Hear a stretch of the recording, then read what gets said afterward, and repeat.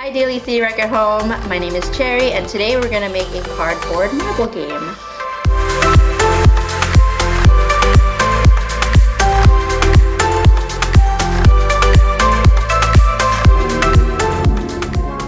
First you'll need a hot glue gun with extra glue sticks, a pair of scissors, cardboard lid, some markers, don't forget your roll, and a marble. First, you're going to cut a hole in the cardboard in one of the corners, and then you are going to start cutting your hole.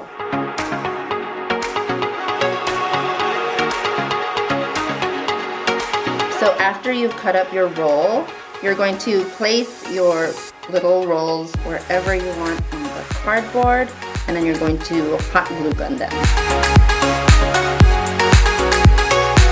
So after you've glued your cardboard rolls onto the cardboard part, you're going to number them in however order you want. Okay, so after you've written the numbers, you can start your game.